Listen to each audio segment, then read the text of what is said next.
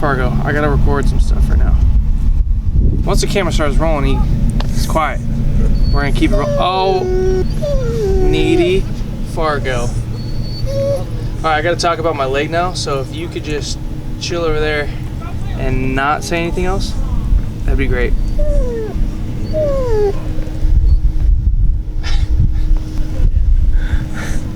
All right, I'm gonna put my leg on, see how my leg feels, or see how my leg feels in my leg, because it's swollen and it hurts.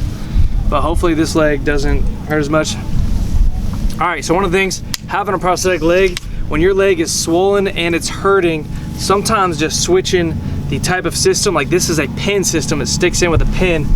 This one has a one-way valve, so obviously the pin wouldn't work. So I'm gonna put on a different liner that doesn't have the pin, put it in here.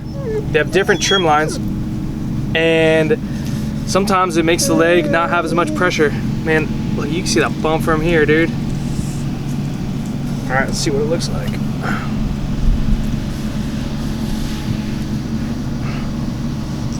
Got some second skin on this liner. Second skin helps add a little cushion and cooling sensation. It's a little bit bumpy. All right. Another little ibuprofen can't handle. Need an ibuprofen sponsorship. All right, this is a liner. One of the ways that I clean my liner, because some of you guys have been asking me, is some hand sanitizer. Just make sure I'm killing some germs and bacteria on there. But at home, I bring it in the shower with me, and then I just use my body wash. When you're in a pinch, hand sanitizer is the second best option. We don't want this smelling bad. We also don't want to get any infection if my leg gets cut. So this is a nice plan B option, or when you're in a pinch. All right, this material is made out of silicone. So it's a little squishy, and you can see it sometimes it starts to break down. Roll it right over that. This is the Oser Ice Cross Activa. I love this liner for my running and jumping legs. That's what I use primarily. And this is the Oser Ice Cross Sport. That's what I use like daily activity in my daily walking leg. This is a sleeve. It's got to go on my running socket because it's a one-way valve. That's how it holds suction. Put that on there.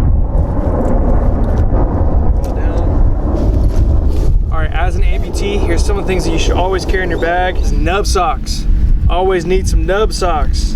They're like little beanies for the bottom of your nub. Big whiny baby. All right, so nub socks is like a little beanie for the bottom of your nub, just in case if you lose some volume in your leg. And then also, if you need a tube for your one-way valve to pull vacuum, like this right here, I got a one-way valve right here. Tube, so if you have a vacuum or suction system, throw that on right there. And then tools. Allen wrenches are crucial. Need it, especially if you have equipment like this right here, and then a wrench. So that's some of the stuff that I carry with me in my bag every time I go train, and when I travel for competitions, I suggest you do the same. So now, put my leg in here. This is an inner socket. It's a flexible inner. This is a harder outer, so that way it stays nice and tight around my knee. And this one, I could either just push it so the air just pushes through there, or I got another option. I could grab this fresh food saver right here, hook it up right here, boom. And now I'm pulling air out of it, so it's getting even more vacuum seal. Now it's super tight, comfortable around my limb, and it evenly distributes pressure all around my limb. Super bouncy. This is my running leg. You want to be able to bounce, also bounce one leg, because when you run, you only got one leg at a time. You want to find where your weight line is. So where you can balance without feeling like it's pushing you into hyperextension or buckling your knee. So everybody has a different weight line. Like if you notice when people are standing, some people stand more like flex knees, some people stand more hyperextension. That's important because not every prosthetic alignment is going to be the same for everybody, so you got to find yours. There's a lot of trial and error, but I think we got pretty good, because you want to be able to get into pretty much full extension. There's always going to be a little bit of flex in your knee, but you don't want to push in you back. You don't want to buckle in your knee. So a good weight line. So then you can.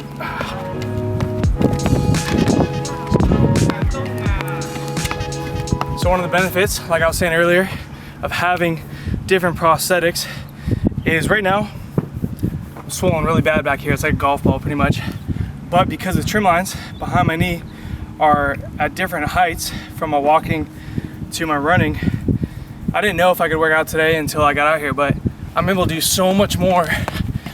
And I was limping earlier, like I could barely move. If I bent my knee earlier, it was pinching like that blood blister and making it worse and worse and worse. So that's one of the benefits. I'm not gonna go walking around in my sprint leg, but I have another leg up there I can switch into later. One of the benefits of having different legs, different trim lines, kind of just noticed that by chance. It wasn't on purpose.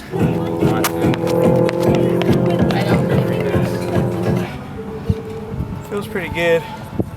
I'm still getting used to it. Ideally, you want to give yourself at least a month, like ideally if you have that time before you compete on it.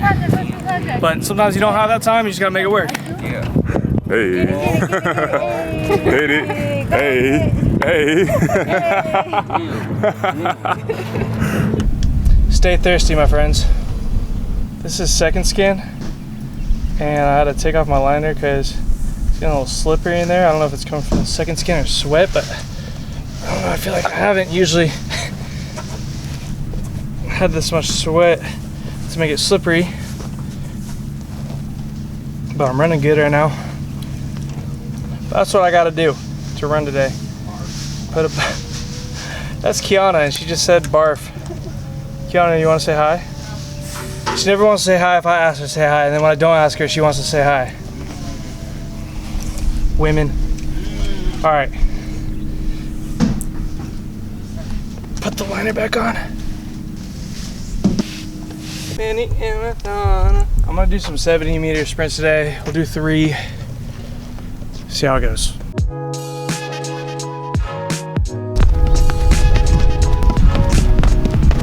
In times when it's hard to stay motivated, usually for me, it's probably around like a negative mindset.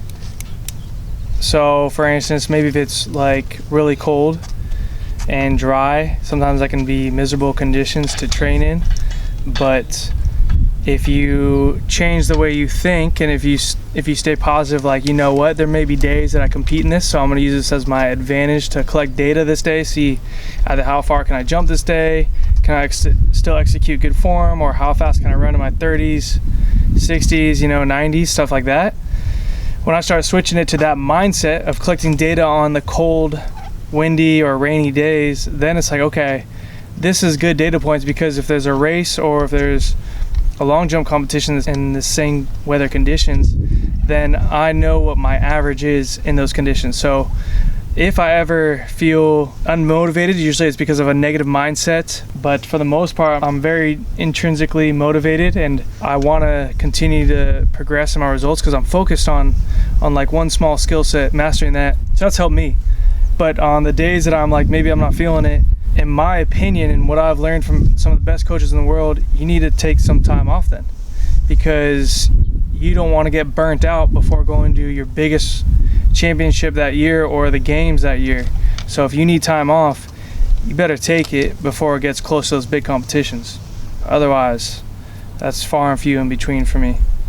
If someone's struggling with motivation, in my opinion, it's probably because they don't have clarity on their goal or what it takes to get there, and they're probably getting frustrated because they're not getting the results in the time that they thought they would get them.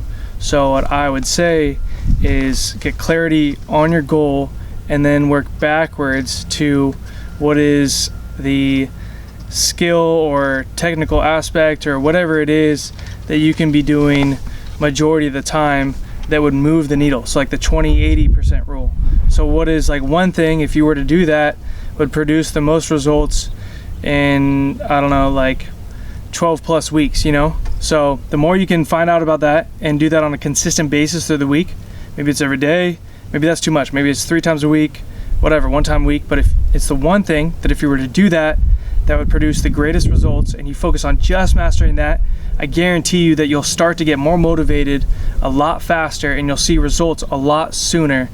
And then once you master it, you do the same thing with the next thing, the next biggest thing to move the needle. And pretty soon you'll see that you're really close, or you'll already surpass the goal that you wanted. If you have an idea of what you want to do, or if maybe you're starting to think of like, all right, I want all these great things, either results or maybe monetary things, something I would encourage you to do is create a 10-year goal list and then work back to a 1-year goal list and write them down. So I have this in my journal so I can see every single day.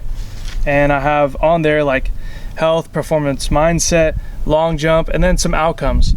But the thing is, I don't focus on the outcomes, because you can't be outcome focused. You have to be process focused. You have to be focused on the things that gets you the results. Because if you focus on the results, then you're going to be unhappy because you're not going to be getting them. You got to focus on things that produce the results. Like if you want to live a better life, you want to attract hotter women, you want to attract more money, you have to change who you are on the inside.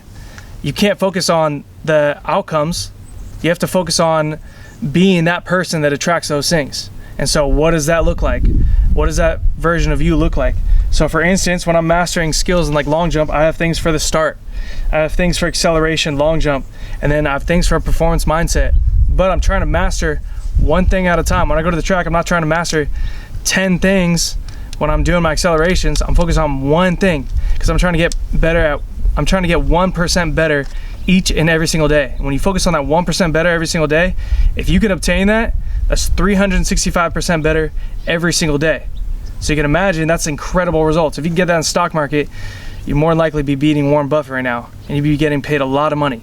So focus on the 1% every day. And even if you don't get it out here, let's say that my accelerations are crap that day, my shin's in front of my knees, I'm overstriding, I can take that film and I can learn it, or I can review it and I can learn something from it. I can say, okay, I need a better job of paying attention to this thing, like firing my leg down faster. So boom, what did I learn that day? Okay, I still need to work on firing my leg down faster. I just got better because I learned from the practice.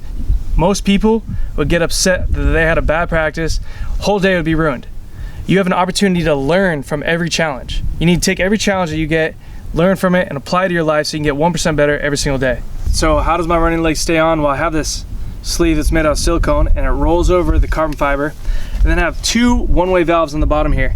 So this is a one-way valve, and I can unscrew this, and I'll show you that in a second. This is another one-way valve. It's like a tetra valve for a fish tank. So it lets the air go out. You can see there's an arrow right there, and it lets the air go out but not back in.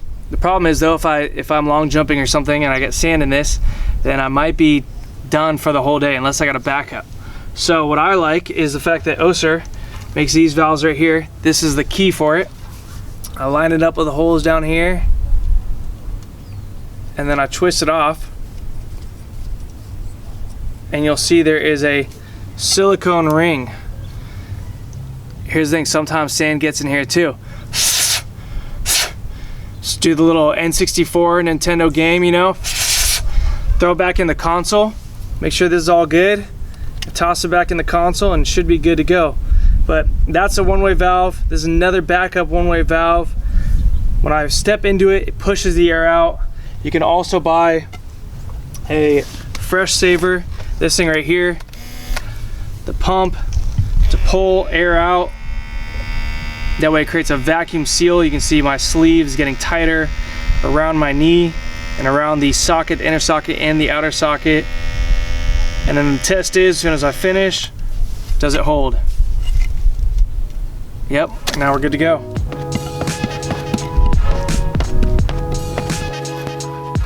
All right, cat, I'm done.